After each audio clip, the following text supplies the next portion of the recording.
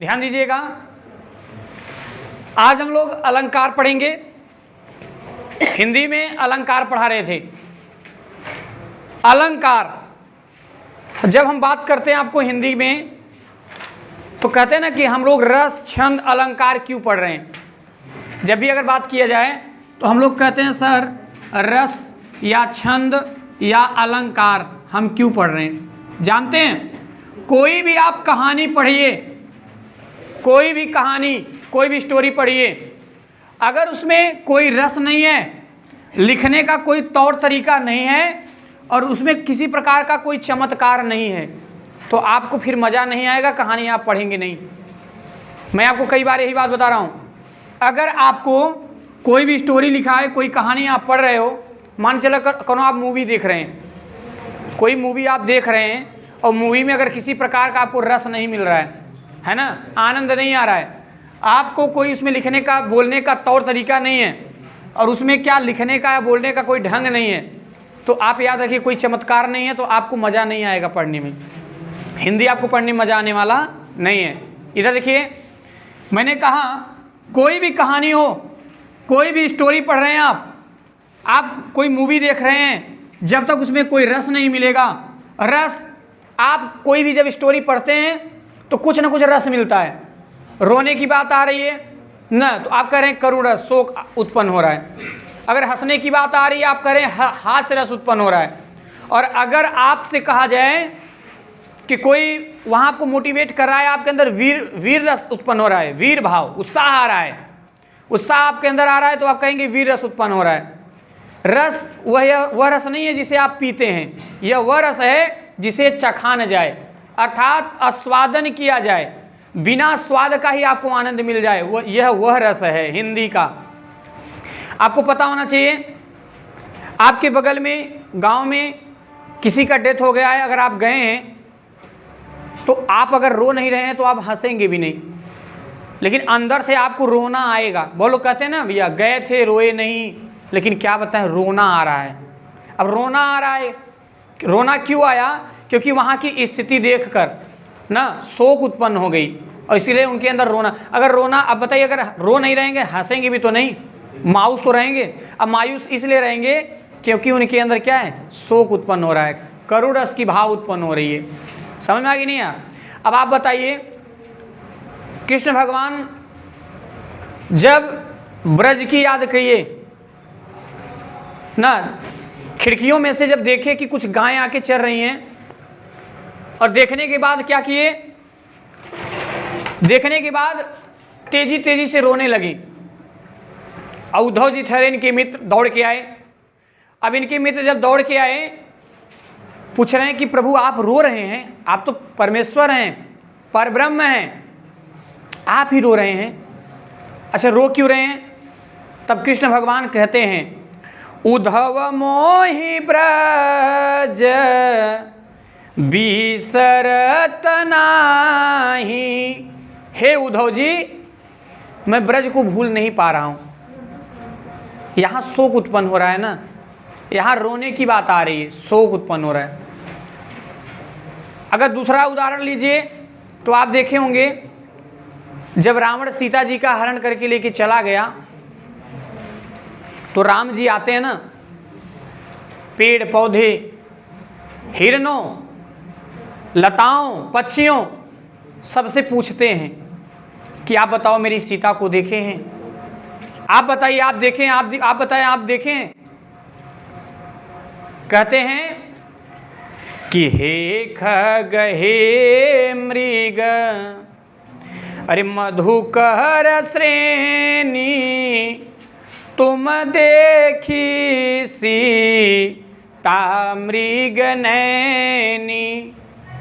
हे खग हे मृग मधुकर श्रेणी, तुम देखी सीता मृग नैनी। क्या आपने मेरी सीता जी को देखा है? पेड़ पौधे, लताओं, पक्षियों, हिरणों, आप बताइए क्या आपने मेरी सीता जी को देखा है? आप यहाँ देखिए शोक उत्पन्न हो रहा है। अब घर से अगर कोई खो जाए, आप किसी के साथ अभी मेला वगैरह में जाइए, कहीं जाइए, घूमने टहलने जाइए, अगर खो जाए तो आप पे क्या बीतेगी, भूख भी लगा रहेगा, वो भी मर जाएगा। आपके मन में ये सोच में आ जाएगा हम जवाब क्या देंगे घर पे, है ना, जवाब क्या देंगे। अगर घर पे कोई पूछे तो हम क्या बताओ, क्या बताएंगे, नहीं बताएंगे ना। इसलिए उनको रोना आ रहा है। यहाँ करुण रस की भाव उत्पन्न हो रही है। मतलब कोई भी आप कहानी पढ़ेंगे, कोई भी आप स्टोरी पढ़ेंगे तो आपको कुछ ना कुछ रस मिलता है। वीर रस की बात आती है, वीर रस में देखते हैं उत्साह नामक अस्थाई भाव, विभाव व संचारी भाव से पुष्ट होकर जो तैयार होता है वो वीर रस कहलाता है। ये सारी टॉपिक मैंने पढ़ाया है ना। एक युवा से पूछा गया आप बताओ क्या चाहते हो, एकदम प्यारा सा कविता। नादानी की उमंग बीती है समय के संग, नादानी की उमंग बीती है समय के संग, अरे नए दौर की नई रवानी मांगता हूं मैं, और पथ पर रुकू नहीं, खुदारी से झुकू नहीं, महाराणा वाली जिंदगानी मांगता हूं मैं। और भगत सुभाष अशफाक भी मिल की तरह, भगत सुभाष अशफाक भी मिल की तरह, अरे देश प्रेम वाली वो कहानी मांगता हूं मैं, और खुद को मिटा दूं देश के लिए मैं हंस कर, शेखर की जैसी वो जवानी मांगता हूं मैं। आप देख पा रहे हैं इसमें वीर रस है, अवीर रस। तो ये वीर रस के उदाहरण हैं। आपको सुनने में ऐसा लग रहा है हाँ कुछ है, अपने देश के लिए कुछ करना है, हाँ हमारे अंदर ऐसा भाव उत्पन्न हो रहा है। अच्छा एक मिनट सोचिए, महाद्वीप, एशिया महाद्वीप, और एशिया महाद्वीप में एक देश की बात करें इंडिया, हम आप अगर देखा जाए हम हैं कहाँ, हम हैं कहाँ। पहली बात तो ये है हम किसी महाद्वीप के, किसी एक देश के, किसी एक प्रदेश के, किसी एक जिला के, किसी एक गांव में हैं, गांव के किसी एक एरिया छोटे क्षेत्र में हैं। और हम अगर देखें तो हमारे इंडिया जैसा एक कंट्री है, ऐसा ही देश और बहुत सारे देश हैं। अभी हम लोग अगर निकल जाएं देखने चलने कितना देश हैं, हमारी आपकी लाइफ बीत जाएगी देखते देखते। पहनावा, भोजन, कपड़ा, उनकी बोलचाल की भाषा अलग अलग अनंत हैं वो। ऐसे आपको बहुत लोग मिलेंगे अलग अलग।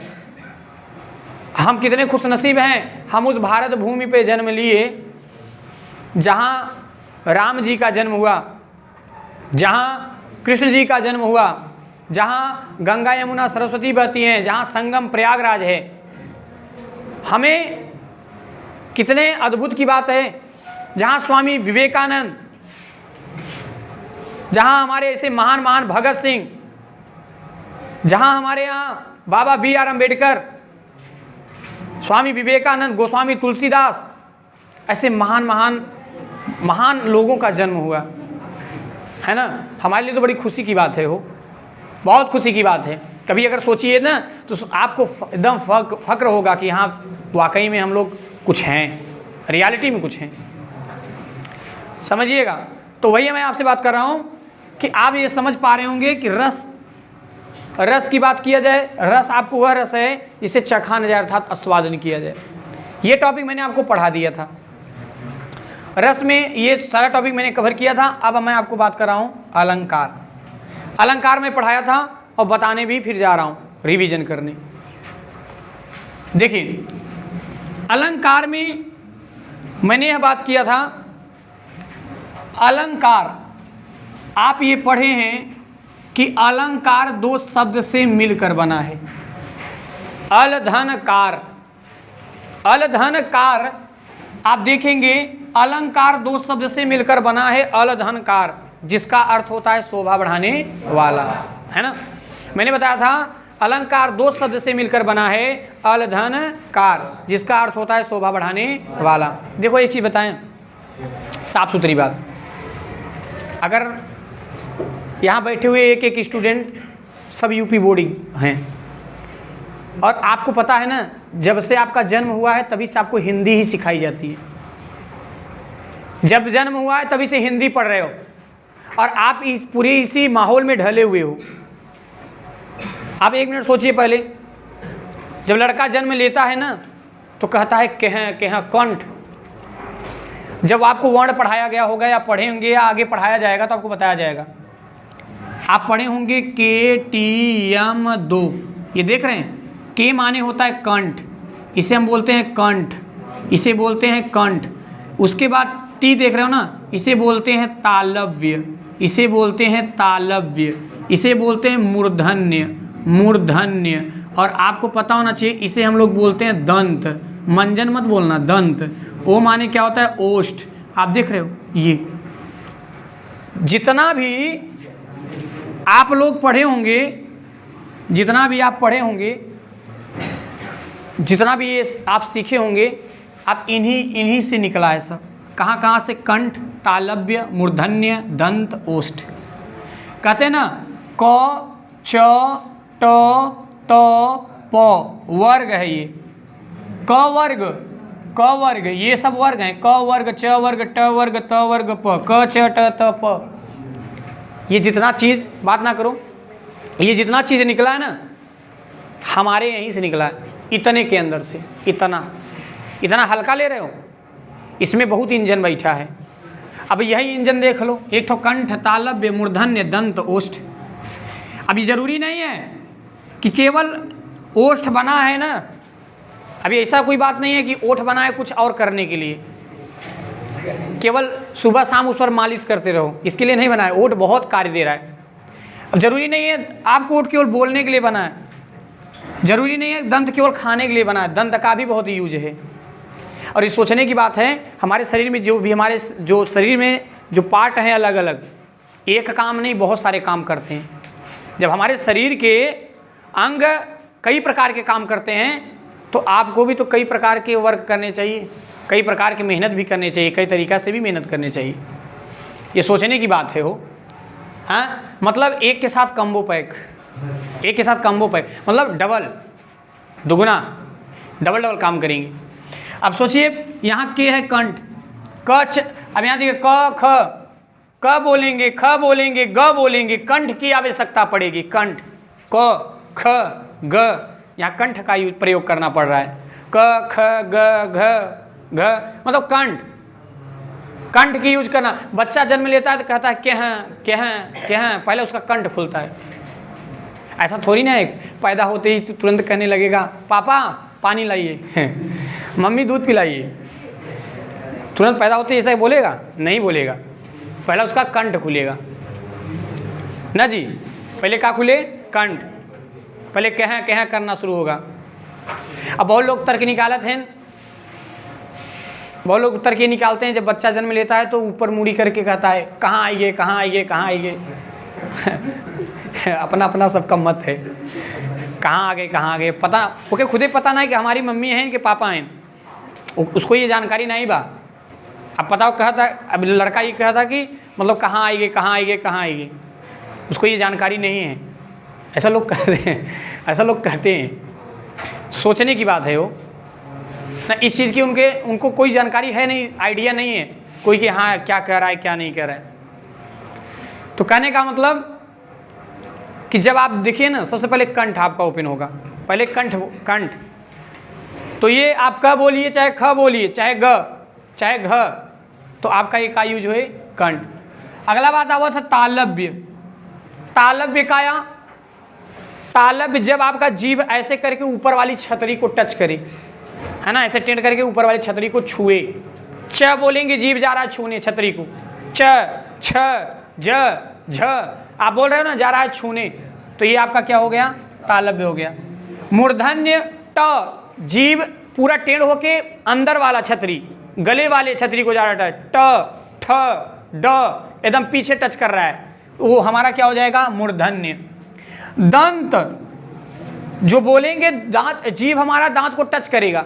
ट बोलिए, जीभ कोशिश करिए, टच करेगा, टच करेगा। जब तक जीभ अगर न टच नहीं करेगा तब तक आपका जो है कि ट, ठ, ड, ढ निकलने वाला नहीं है। अगला बात आता है ना ओष्ठ। ओष्ठ पापा बोलिए, प, फ, ब। अब ऐसा करिए, एक ओठ ऐसे उठा दीजिए, एक नीचे उठा के तब बोलिए। बोल पाएंगे? नहीं बोल पाएंगे, क्योंकि ये आपका ये ओष्ठ यूज करेगा। प, फ, ब, भ यूज, ये प्रयोग होना है। तो आप देख पा रहे हैं ना, जितना वर्णमाला है पढ़े नहीं है कि जब वर्ण फूल और फूल मिलता है तो फूल माला बनता है, उसी प्रकार जब वर्ण और वर्ण मिलता है तो क्या बनता है? वर्णमाला। समझ नहीं है? जब फूल और फूल मिलता है तो क्या बनता है? फूलमाला। और जब वर्ण और वर्ण मिलता है तो क्या बनता है? वर्णमाला। समझ नहीं है? वर्णमाला बनता है, ये बात याद रखना है आपको। इधर देखो, समझना, ये छोटी छोटी चीज़ें हैं ना, ये हिंदी बहुत इंपॉर्टेंट है।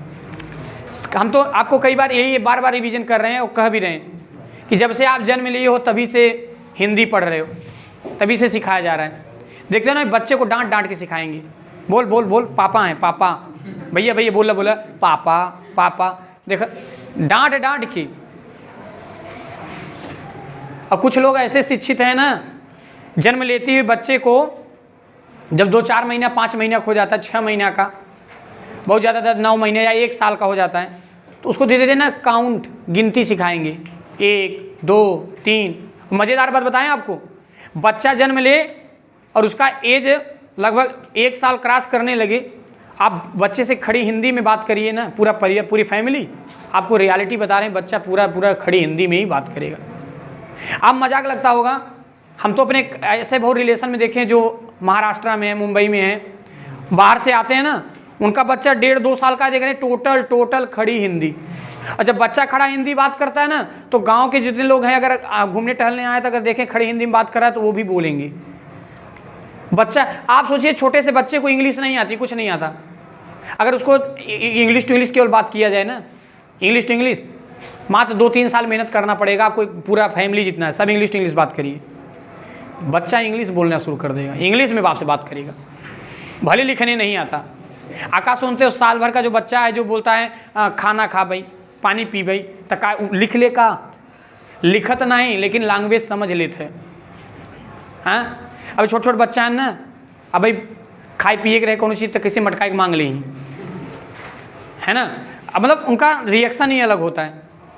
तो आप जिस माहौल में उनको ढालोगे ना, उसी माहौल में ढलते चले जाएंगे, उन्हें अलग से आपको माहौल देने की आवश्यकता नहीं है ना। आप बताइए, जब बच्चा जन्म लेता है 2 साल 3 साल 4 साल हो जाता है, और होने के बाद आप देखते हो कुछ बच्चे गाली भी देते हैं।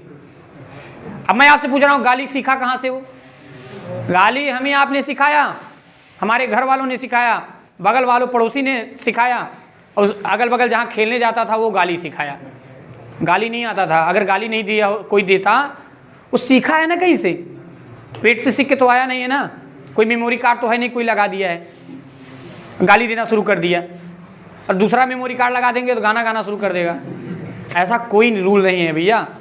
मेन बात यह है ना, एक जो बच्चे होते हैं कच्चे मटके के समान होते हैं, अब उनको जैसे ढालोगे वैसे ढलते चले जाएंगे।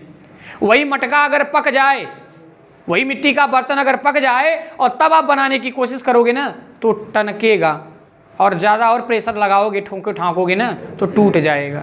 मतलब हमारा बात समझ रहे हो?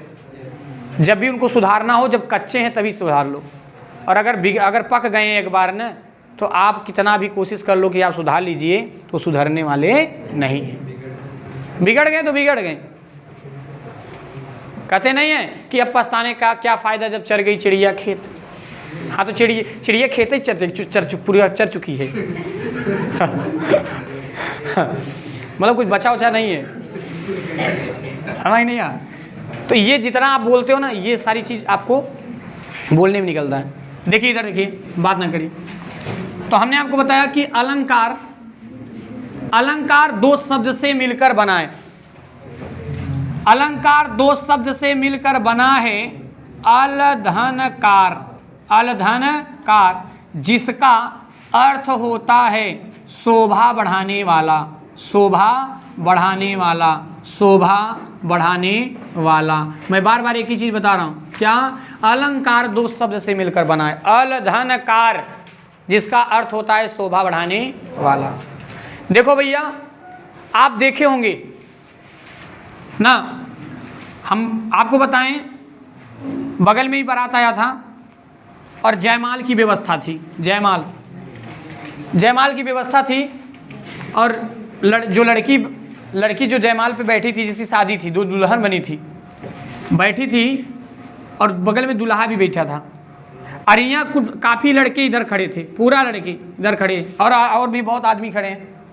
तो एक लड़का इसी में से बोल रहा है, अरे अरे अरे वो देखो वो आज तो बहुत सुंदर लगा था। सुंदर कैसे लग रही है ये? क्योंकि ये आभूषण पहन ली है, मेकअप की है और नए वस्त्र पहनी है, तो सुंदर लग रही हैं। तो सुंदर क्यों लगी? ये आभूषण, वस्त्र और जो मेकअप किए हैं इनका क्या बढ़ा रहा है? शोभा बढ़ा रहा है। ये शोभा बढ़ा रहा है। तो ये जो जितने लोग शोभा बढ़ा रहे हैं यही है अलंकार, यही है अलंकार।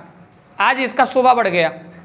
जब कोई साधारण महिला, कोई साधारण कुछ पहने ओढ़ी नहीं है, मतलब कोई श्रृंगार नहीं किए हैं, उसके बाद में आप देखेंगे जब श्रृंगार कर लेंगी तो उनके अंदर एक अलग से उनकी सुंदरता बढ़ जाएगी। और ये बढ़ाया कौन? ये जो उनका आभूषण था, मेकअप, जो वस्त्र पहने थे, इनका शोभा क्या कर दिया? बढ़ा दिया। तो ये आप कह सकते हैं कि किसी भी काव्य या कि कोई भी काव्य हो, कोई भी कहानी हो, जो शोभा बढ़ा देते हैं या शोभा बढ़ाने वाले जो तत्व होते हैं वो हमारे क्या कहलाते हैं? अलंकार। ये बात आपको याद होना चाहिए। इसे हम क्या कहेंगे? अलंकार कहेंगे। अब देखिए भैया, अलंकार वैसे तो बहुत लोग कहते हैं सर 3 प्रकार के होते हैं, लेकिन आप बेसिकली ये बात याद रखना कि अलंकार 2 प्रकार का होता है।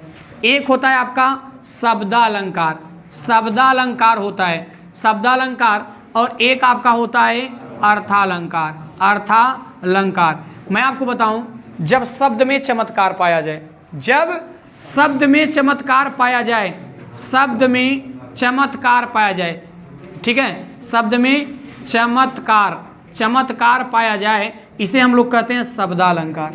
और जब अर्थ में चमत्कार पाया जाए, कहाँ? अर्थ में, अर्थ में जब चमत्कार पाया जाए तो उसे हम लोग कहते हैं क्या? अर्थालंकार। अच्छा, एक बड़ी बात है, देखिए, जैसे शब्द में चमत्कार कैसा पाया गया? जैसे किसी ने कहा, किसी ने आपसे कह दिया, बहुत सारे एग्जाम्पल हैं, आपने कह दिया कि चंदू के चाची ने चंदू के चाचा को चांदी की चम्मच से चटनी चटाई। अब बताओ, यहाँ आप देख रहे हो शब्द में चमत्कार पाया जा रहा है, लेकिन जब इसका अर्थ निकालोगे तो सिंपल से यही बात निकलेगा कि कोई चंदू हैं, उनकी चाची हैं, और उनकी चाची क्या करेंगी? कोई चांदी का चम्मच है, उसी से चटनी क्या करेंगी? चाचा को चटाएंगी। तो अब आप बताइए तो यहाँ क्या हुआ? अर्थ में अलग अलग फीलिंग आ रही है, लेकिन इसके शब्द में देख रहे हो ना, अलग से चमत्कार उत्पन्न हो रहा है। तो जब शब्दों में चमत्कार पाया जाए उसे हम कहते हैं शब्दालंकार, और जब अर्थ में चमत्कार पाया जाए तो क्या कहेंगे? अर्थालंकार। समझ नहीं? शब्द में चमत्कार पाया जाए तो शब्दालंकार, और अर्थ में अलंकार पाया जाए तो अर्थालंकार। समझ में आ गई? नहीं है? इधर देखो, इधर देखो भैया, ध्यान दो, सुनो। हमने आपको शब्दालंकार में बताया था क्या क्या पढ़ना है। सबसे पहले आपको मैंने बताया था कि अनुप्रास अलंकार, अनुप्रास अलंकार, अनुप्रास अलंकार, बतियाइए नहीं भैया, अनुप्रास अलंकार। देखिए, अनुप्रास अलंकार बताया था, पीछे वाले भी आए, इधर देखिए। अनुप्रास अलंकार मैंने बताया था जहां वर्णों की आवृत्ति बार बार हो, जहां वर्णों की आवृत्ति, जहां वर्णों की आवृत्ति बार बार हो, जहां वर्णों की आवृत्ति बार बार हो, ठीक है, उसे हम क्या कहेंगे? उसे अनुप्रास अलंकार कहेंगे। जहां वर्णों की आवृत्ति बार बार हो, वर्ण वह छोटी सी छोटी ध्वनि जिसके टुकड़े न किया जा सके, वह छोटी सी छोटी ध्वनि जिसके टुकड़े न किया जा सके, वह वर्ण या अक्षर या लेटर कहलाता है। पहले जानते हैं, पहले पढ़ाया जाता था, जब स्कूल में स्टूडेंट जाते थे, आज डायरेक्ट क्या करते हैं? LKG UKG 1 2 में खास करके सीधा कहते हैं ना, क ख लिखो, अ से लेकर यहाँ तक लिखो, क से लेकर ज्ञ तक लिखो। यही 10 बार 20 बार लिखवाएंगे। और पहले के समय में पढ़ाया जाता था क प्लस ल बराबर कल, ऐसे पढ़ाया जाता था। न प्लस ल बराबर नल, पहले ऐसे पढ़ाया जाता था। बताया था कि वर्ण, ये वर्ण मिलकर शब्द बना रहे हैं। ये शब्द है। शब्द क्या है? जो पूर्ण अर्थ स्पष्ट नहीं करता, और जो पूर्ण अर्थ स्पष्ट कर दे वो सेंटेंस हो जाता है, वाक्य हो जाता है। वाक्य, वाक्य में ही हमें पूरा अर्थ पता चलता है। जैसे आपने लिख दिया ना, आपने लिख दिया कि मोहन, मोहन खाना, मोहन खाना खाता, यहाँ छोड़ दिए आपने, क्रिया नहीं लिए। मोहन खाना खाता, ये पूरा नहीं है सेंटेंस। अब है लगा दो या था लगा दो, अब सेंटेंस पूरा हुआ। ये हमारा ये सेंटेंस हो गया, ये हमारा वाक्य हो गया। अब देखिए मैंने बताया जहां वर्णों की आवृत्ति बार बार हो उसे अनुप्रास अलंकार कहते हैं। जहां वर्णों की आवृत्ति क्या हो, बार बार, उसे क्या कहेंगे, अनुप्रास अलंकार। इधर देखिए जैसे हमने लिखा, मैंने लिख दिया यहाँ कि रघुपति राघव राजा राम, राघव राजा राम। आप देख पा रहे हैं ना, रघुपति राघव राजा राम। यहाँ देखिए र, यहाँ भी र, यहाँ भी र, यहाँ भी र, यहाँ वर्ण की आवृत्ति बार बार हुआ है ना। कहते हैं ना तरन तनुजा तट तमाल तरुवर बहु छाए, त ना तरन तनुजा तट तमाल तरुवर बहु छाए। यहाँ त वर्ण की आवृत्ति बार बार हुआ है ना, वर्ण की आवृत्ति बार बार हुआ है, इसलिए हमारा ये क्या कहलाएगा, अनुप्रास अलंकार। अभी ये बहुत छोटी सी बात है, आराम से खुद समझ के अगर पढ़िए, खुद सोच के पढ़िए, हम ये कह सकते हैं कि आपको घर पे रटने की आवश्यकता नहीं है, रटने की आवश्यकता ही नहीं पड़ेगी। और आप लोग ये सोच रहे हो कि एक दिन नहीं, हम तो कहते हैं हिंदी इतना इजी वे में आप पढ़िए, इस तरह पढ़िए कि जब तक सांस चलती रहे ना तब तक आपको अनुप्रास अलंकार का उदाहरण पता होना चाहिए।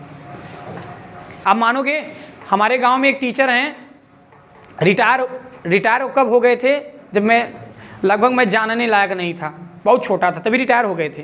वो कब पढ़ाए थे, कब रिटायर हो गए, अब समझ लीजिए बहुत एजेड हैं,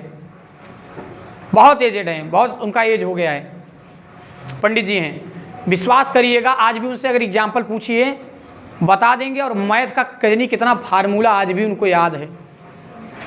सोचिए पहले, आज भी कितना उनका तैयार है। अभी भी कोई अगर अभी कभी ट्रेन में यात्रा करते हैं, प्रयागराज में उनका जगह है, जाने लगेंगे, अगर कोई लड़के बैठे उठे हैं कहेंगे बेटा सरक जाओ, और नहीं बैठाएंगे तो कहेंगे प्रश्न पूछे जवाब दो। ऐसा प्रश्न पूछ लेंगे डब्बा खाली सब पंडित जी बैठी।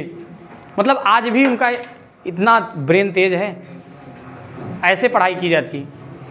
हम लोग बैठते हैं तो बताते भी हैं कि ऐसे पढ़िए, जो एक बार समझ में आ गया ना फिर दिमाग से जाने वाला नहीं। मैंने क्या बताया, जहां वर्णों की आवृत्ति क्या हो, बार बार हो, उसे कौन सा अलंकार कहेंगे, अनुप्रास अलंकार। आपने देखा कि रघुपति राघव राजा राम, यहाँ र बार बार आया है, यहाँ वर्णों की आवृत्ति बार बार हुई है, इसलिए यह कौन सा अलंकार कहलाएगा, अनुप्रास अलंकार कहेगा। अगला उदाहरण क्या मैंने बताया, तरन तनुजा तटतमाल तरुवर बहु छाए, यहाँ भी त बार बार आया है, यहाँ भी वर्णों की आवृत्ति बार बार हुई है, ये भी क्या आपका हो जाएगा, अनुप्रास अलंकार। समझ में आई नहीं है। अनुप्रास अलंकार 5 प्रकार के होते हैं, वृत्तानुप्रास, श्रुतानुप्रास, लाटानुप्रास, छेकानुप्रास, ये भी होते हैं, लेकिन इसको हम लोग को आवश्यकता नहीं है, ठीक है। तो इसका कोई ज़रूरत नहीं है, एग्जाम में ज़्यादा पूछता भी नहीं है। बस आप इतना जानिए कि अनुप्रास अलंकार जहाँ वर्णों की आवृत्ति बार बार हो उसे अनुप्रास अलंकार कहा जाता है। देखिए यहाँ र यहाँ वर्णों की आवृत्ति कैसी हुई है, बार बार हुई है। चलिए आगे देखते हैं, फटाफट देखते हैं भैया। इसके बाद मैंने पढ़ा था आपको यमक अलंकार। यमक अलंकार में हमने क्या बताया था, यमक अलंकार, ठीक है। अब जहाँ तक आप पढ़ चुके हो वहाँ तक तो ध्यान से देख लीजिए, उसके आगे अगर जहाँ से नहीं पढ़े होंगे वहाँ से आप नोट करना शुरू कर देंगे। देखिए यमक अलंकार में क्या होता है, जहाँ शब्दों की आवृत्ति बार बार हो, जहाँ शब्दों की आवृत्ति बार बार हो, आवृत्ति बार बार हो, बार बार हो, परंतु परंतु परंतु अर्थ अलग अलग हों, परंतु अर्थ क्या हों, अलग अलग हों, ठीक है। अर्थ इनके कैसे हों, अलग अलग हों, ये बात याद रखना आपको। इधर समझिए भैया, मैंने बताया कि जहां शब्दों की आवृत्ति बार बार हो, जहां शब्दों की आवृत्ति बार बार हो, परंतु उनके अर्थ कैसे होने चाहिए, अलग अलग होने चाहिए। बहुत साधारण उदाहरण आपके बीच में, जैसे हमने लिख दिया 3 बेर खाती है, 3 बेर खाती है और 3 बेर खाती थी, 3 बेर खाती थी, 3 बेर खाती थी। अब आप बताएं, मैंने लिख दिया 3 बेर खाती है, 3 बेर खाती थी, 3 बेर खाती है, 3 बेर खाती थी। अगर आप यहां देखें तो 3 बेर खाती 3 बेर खाती 2 बार आया है। 3 बेर खाती 3 बेर खाती 2 बार आया है। 3 बेर खाती है 3 बेर खाती थी, 3 बेर खाती है 3 बेर खाती थी, 3 बेर खाती 3 बेर खाती 2 बार आया है। और देखो अब इसका अर्थ समझो, 3 बेर खाती माने 3 बार भोजन करती है, और 3 बेर खाती का मतलब है कि 3 ठो बैर खाती है, 3 ठो बैर खाती है और 3 बार भोजन करती है। आप देख पा रहे हो 3 बेर खाती 3 बेर खाती 2 बार आया, लेकिन इनके अर्थ कैसे हैं? अलग अलग हैं। कैसे अलग हैं? 3 बार भोजन करती है और 3 ठो बैर खाती है। कई ठो बैर खाती है? 3 ठो। तो आप देख पा रहे हैं ये 2 बार आया, लेकिन तो इन दोनों का अर्थ कैसे हैं? अलग अलग हैं। और हम लोग कहते हैं ना, कनक कनकते सौगुनी कामादकता अधिकाय, वा खाए बौराए जग वा पावे बौराए। कनक माने सोना भी होता है, और कनक का अर्थ क्या होता है? धतूरा भी होता है। जो सोना पा जाता है वो बौरा जाता है, और जो धतूरा खा लेता है, हाँ ना, शिव जी की तरह। समझ नहीं? जो चीज़ किसी को नहीं चढ़ता वो शिव जी को चढ़ता है। मदार का दूध, मदार बताइए ऐसा कौन देवी देवता है जो मदार लेते हैं? अब मदार छोड़िए, जो उसमें क्या धतूरा बोलते हैं, जो फरता है घंटी की तरह, वो भी चढ़ेगा। बेलपत्ती भी चढ़ेगी। अब सोचिए भांग भी लेते हैं भांग। और अब तो भांग छोड़ के सब लोग पुदीना पिला रहे हैं, पीली पुदीना पीली पुदीना भांग छोड़ के पुदीना पिला रहे हैं। बताइए ऐसे ऐसे भोजपुरी वाले आ गए हैं। हाँ, पवन सिंह गाए नहीं है? हाँ, पीली पुदीना पीली पुदीना। अब आप सोचिए पहले, अब शिव जी भांग छोड़ के पुदीना पिए। ऐसा पहली बार हुआ है, इतने दिन में हम भी नहीं सुने थे कि पुदीना कोई पिला रहा है। पहली बार ऐसा सुने कि कोई पुदीना शिव जी को पिला रहा है, पीली पुदीना पीली पुदीना अब देखिए आगे, देखिए यमा अलंकार आपने पढ़ा। इसके बाद में मैंने आपको बताया था श्लेष अलंकार। श्लेष अलंकार में मैंने आपको बताया था कि जहाँ किसी एक शब्द का एक बार प्रयोग हुआ हो, लेकिन उसका अर्थ अनेक हो। श्लेष अलंकार में मैंने बताया था कि जहाँ किसी चीज़ का प्रयोग, किसी शब्द का प्रयोग एक बार हुआ हो, लेकिन उसके अर्थ कैसे हो? अनेक हो, है ना। श्लेष अलंकार में मैंने आपको बताया था कि कोई शब्द एक बार प्रयोग हो, एक बार प्रयोग हो, लेकिन उसके अर्थ कितने हो? अनेक हो।